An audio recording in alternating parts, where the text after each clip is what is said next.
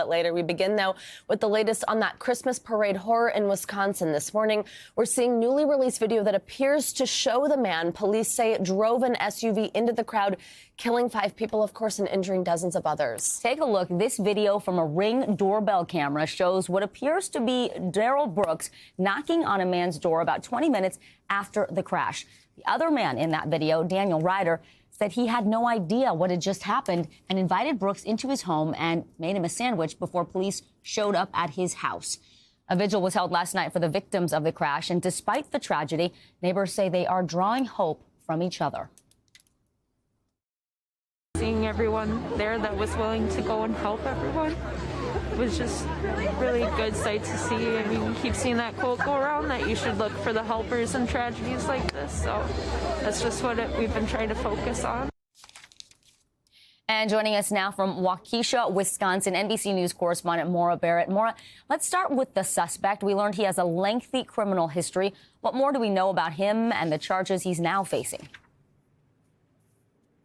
Well, Vicki, Darrell Brooks is a 39-year-old man from the Milwaukee area, and he does have a very extensive background with criminal charges, a lot of violent charges included. He's been charged with nearly 10 crimes, if not more, over the last 20 or so years. They include arrests around sexual abuse, drugs, battery, and domestic abuse. And most recently, he's had a few arrests around domestic abuse. He was actually fleeing a domestic stabbing incident when he was driving through the parade in that red SUV on Sunday. And he was arrested earlier this month and let go on a $1,000 bail, which now the Milwaukee DA is saying was inappropriately low for a man with his criminal history. And so obviously lots of concerns around that, considering how many people were affected. 5 people dead after this incident, 48 more injured. And so Brooks will face a hearing later today. He's facing 5 counts of homicide. The district attorney also noted that more charges could be added at a later date. Vicki.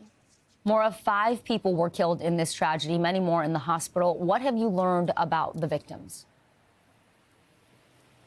The 5 victims ranged in ages from 52 to 81. Some of them were members of that group that we were talking about yesterday, the Dancing Grannies. And there were a lot of children in this parade. There was marching bands. There were children coming to see Santa Claus for the first time. And so we do know that 18, if not more, children are being treated in the hospital right now, 10 of them in the ICU, 6 of them in critical condition. So very serious injuries that doctors are focusing on, ranging from broken bones, facial abrasions, and head trauma. So we'll be looking to get more updates on those victims later today, but that's the latest we have as of late yesterday. Oh, such a tragedy. As we mentioned, a vigil was held last night for everyone there. Tell us about this community. You spoke to people at the vigil. How are they dealing with what has to be so much shock and loss?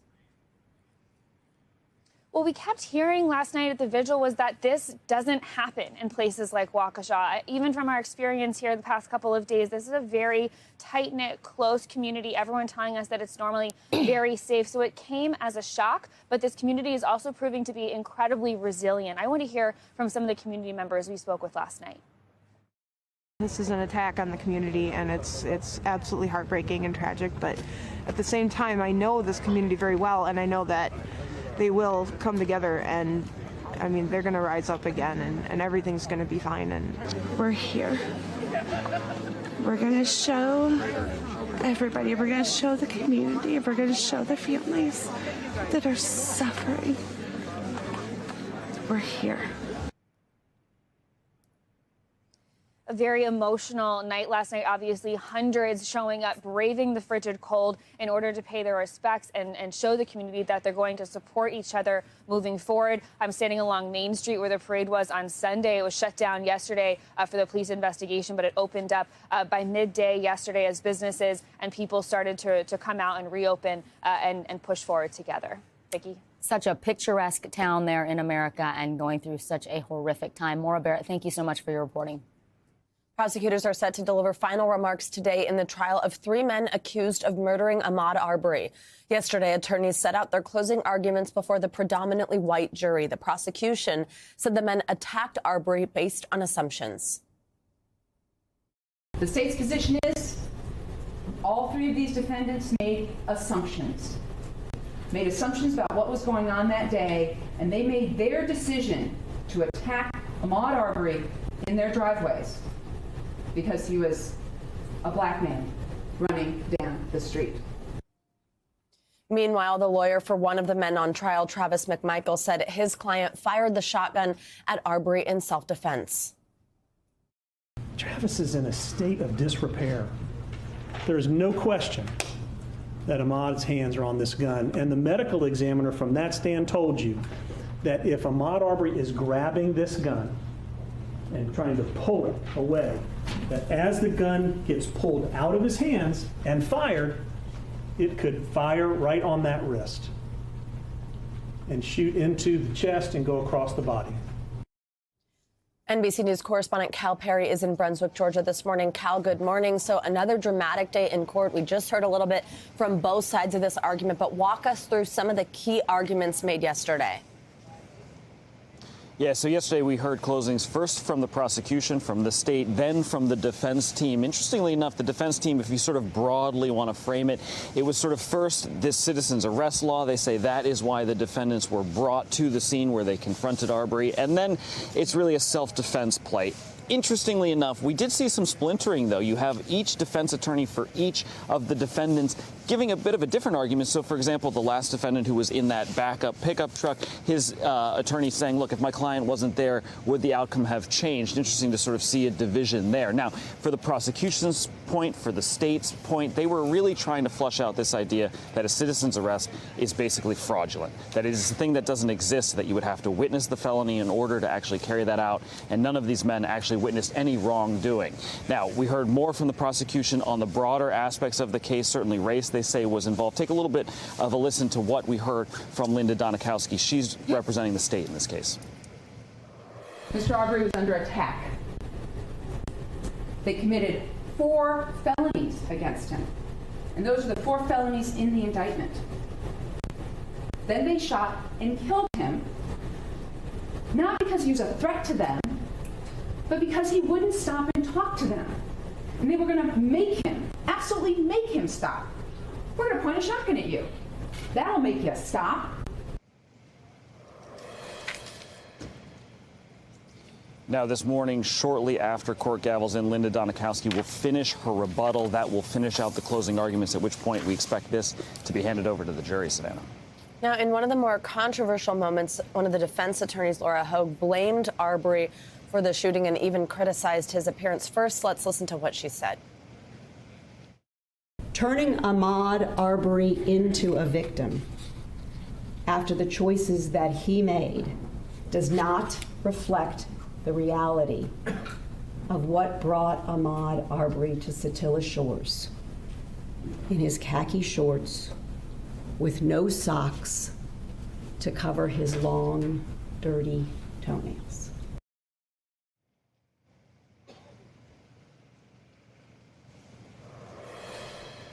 Cal, tell us, what's been the reaction to those comments? Well, look, the supporters of the family are calling the comments dehumanizing. They're saying this is a way not only to victim blame, but that it harks back to the racism of the past. That's what we heard from the family's attorney. Now, during that moment in the court, the mother of Ahmaud Arbery actually walked out. She came out and spoke to the media. Take a listen to what she said. When I heard prosecutor, the Hogues, she described Ahmaud as his long legs and his dirty, long toenails. That was just beyond rude. Regardless of what kind of toenails he had, what size legs he had, that was still my son. And my son actually was running for his life in that description. I thought that was just flat out just rude. Certainly not the first time we've heard what many people are saying are outrageous comments coming from the defense, but certainly a moment that looked very, very painful when you're here for the family, Savannah. All right, Cal Perry, thank you so much. Days after being acquitted of homicide, Kyle Rittenhouse is speaking out, saying he acted in self-defense when killing 2 men in the unrest following the 2020 police shootings of Jacob Blake.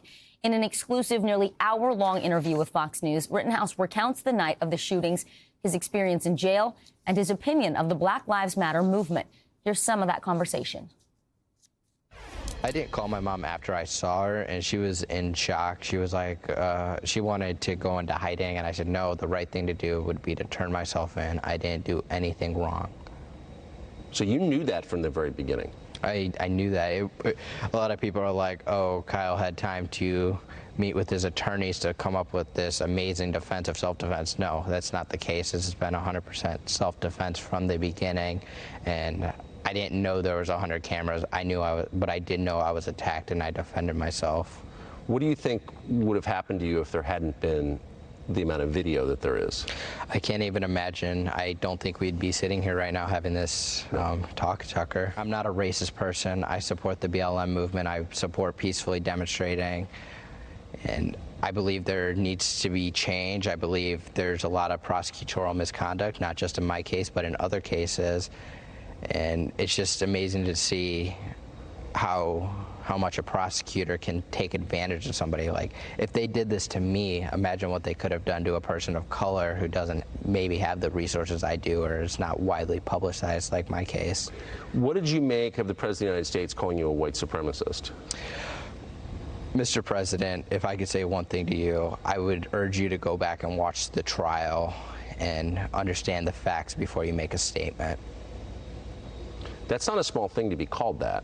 No, it's actual malice, defaming my character for him to say something like that. Were you surprised by the verdict? I wasn't. I thought they came to the correct verdict because it wasn't Kyle Rittenhouse on trial in Wisconsin. It was the right to self-defense on trial.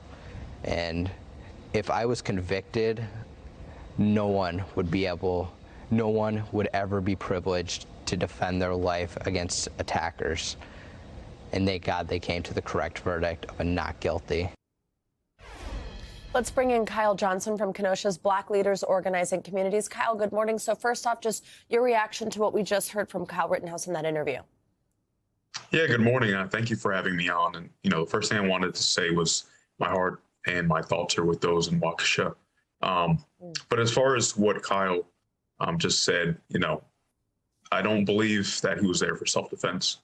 I watched the trial for the most part, and throughout the trial, you could see during different phases, the prosecutors asking, why did you yell friendly here? Or why were you introducing yourself as someone who wasn't hostile here? And this whole idea of I can place myself in a situation where I know it may be dangerous or may not be welcoming to me, and then claim self-defense, it's not viable. And I think a lot of folks here in the community didn't buy it. Kyle, tell us a little bit about your organization and then what this verdict means for you and your organization and protests moving forward. Yeah, so I am the Kenosha and Racine community organizer for Black Leaders Organizing for Communities, BLOC. And, during these past 3 weeks, not only as a Black man in America, but an organizer and a member of this community, it's been tough, frankly. And we've been trying to figure out not only a way to keep this peaceful and provide a space for folks to share their feelings, no matter what the verdict was, because we were gathering outside of the Regiment Barbers Collective starting Tuesday night, and we were there every day until Friday when the verdict came out.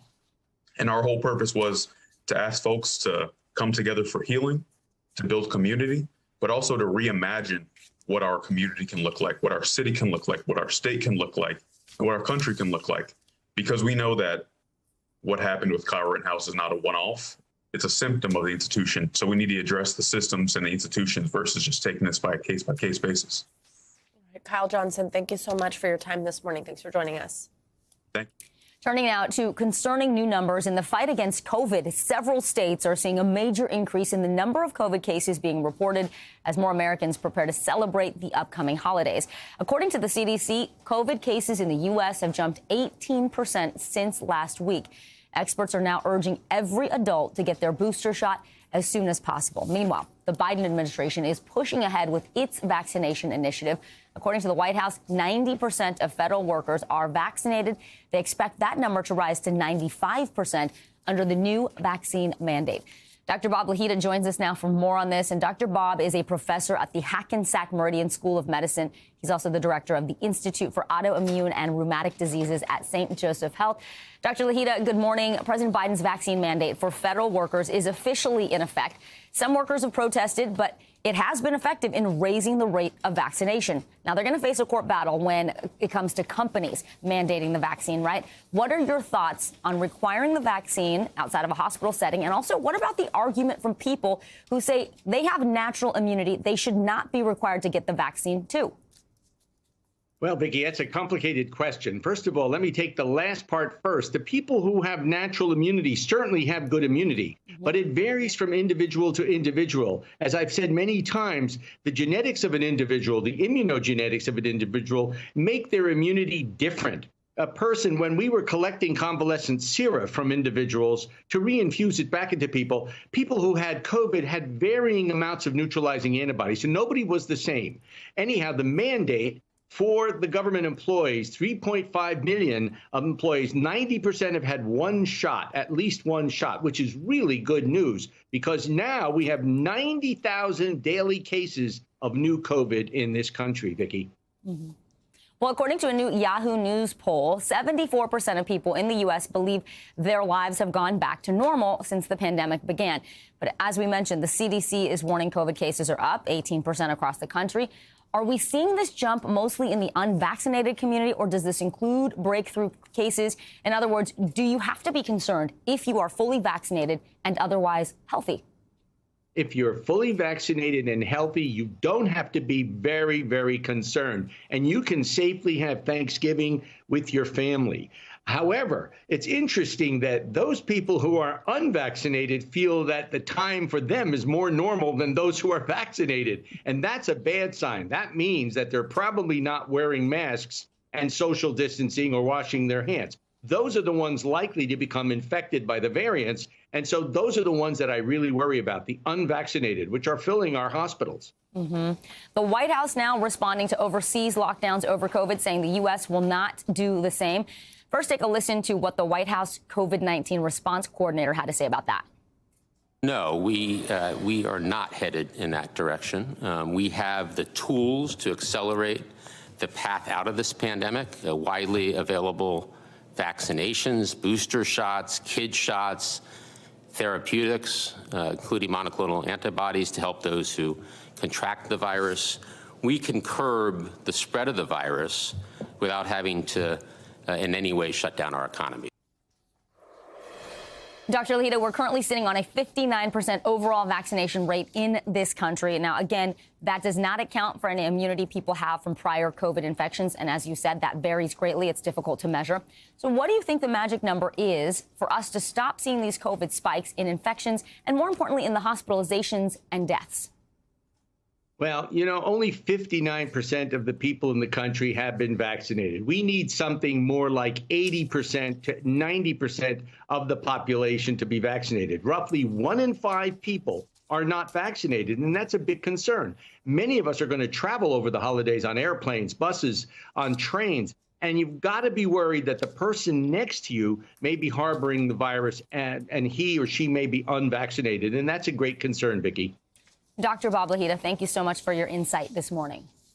Now, as Americans gear up to travel for Thanksgiving, they'll have to deal with some pain at the pump, as we've been telling you about. That's because gas prices have surged across the country. Get this, to an average of $3.40 per gallon. That's an increase of $1.25 compared to last Thanksgiving. MSNBC anchor Yasmin Vasugian joins us now from Rego Park in New York City. Yasmin, good morning. So walk us through first just what's behind the rise in gas prices we're seeing around the country, and how is it where you are?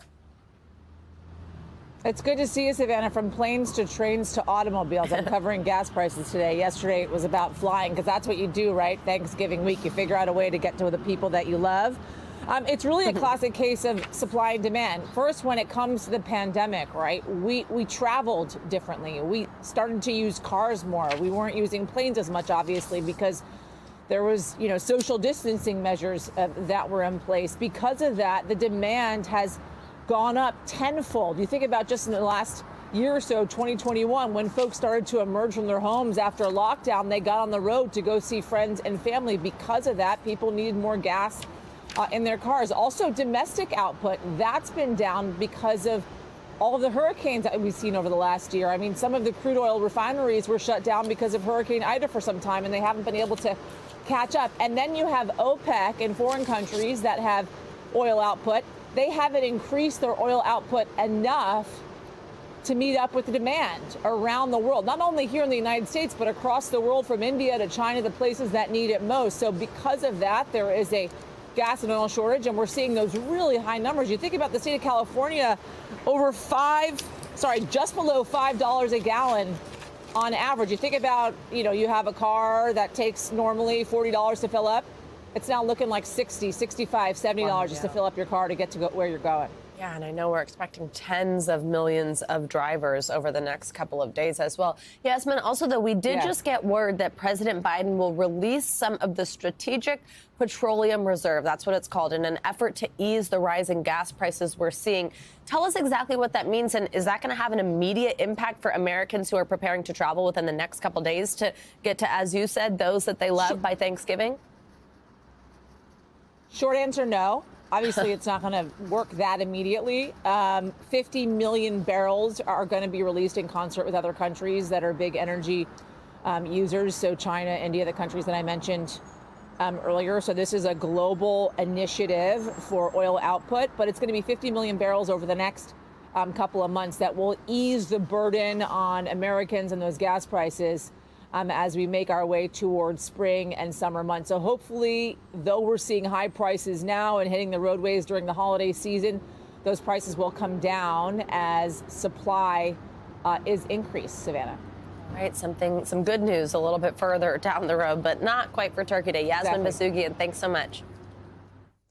Let's now get a check on your morning news now weather as we head into that travel. Yeah, as millions of Americans are expected to travel for Thanksgiving. NBC News meteorologist Bill Cairns joins us now with the latest pre-Thanksgiving forecast. Bill, give us some good news. Yeah, good morning. And I'm so impressed with Yasmin. She didn't complain once about how cold and windy it was outside. It's I freezing. would have been like half the She's a professional. I know. I would have been complaining like half the time. We know that. So let's show you how cold it is right now. Yes, exactly. The wind chills are in the teens right now in the Great Lakes. They feel like they're in the 20s as far south as like Charlotte, North Carolina. So this is by far the coldest of the season. Atlanta, 31, wind chill 24. Boston had their first freeze, by the way, of the year. That was the 10th latest they've ever had on record. We're waiting to see if New York City actually drops to 32 degrees for the first time also. Tomorrow morning, it will still be cold, but not as windy, so that'll make it feel a little bit better. So we got some winter air, definitely in the mornings. The afternoon and the sunshine will feel a little bit better. As far as travel goes, all of the major airports in the big cities, I mean, it is looking good, coast to coast. There could be a little bit of light rain in Seattle and Portland, also Boise. I think they can deal with that. That shouldn't cause too many delays there. And as we look at tomorrow, obviously tomorrow being the busiest travel day of the year, no problems east of the Mississippi. There'll be some weak snow showers in the northern plains and also there in areas around Colorado. And as far as the airports go tomorrow, anywhere in green, I don't expect any weather-related delays at all. The yellow would be possible minor delays because of windy conditions, Chicago, Detroit, Minneapolis, maybe at Denver International. Also, L.A. could have some windy conditions. But, I mean, this is like a A for travel. I mean, it's not quite an A+, but it's close. As far as Thanksgiving Day goes, still have some concerns around Houston, Corpus Christi, some heavy rain, maybe some thunderstorms. Keep that in mind if you had any, afternoon plans outdoors, and that rain will move eventually into the Ohio Valley. But most of Thanksgiving Day, guys, I'd say, I give Thanksgiving Day like a B+. This is one of the best up to Thanksgiving Day forecasts we've ever had. No complaints. Right, Bill, what are your plans for Thanksgiving? You have any out-of-town guests, people who are going to have to be contending with that weather? I need to figure out how I'm going to cook something, drive 2 hours, and have a really crowded oven to heat it back up in. So that's my logistical nightmare. The oven backup is always real. That's so funny. Lots of foil, Bill. Also traffic in the kitchen. All right, Bill, we'll see you next hour. Thank you. Thanks for watching our YouTube channel. Follow today's top stories and breaking news by downloading the NBC News app.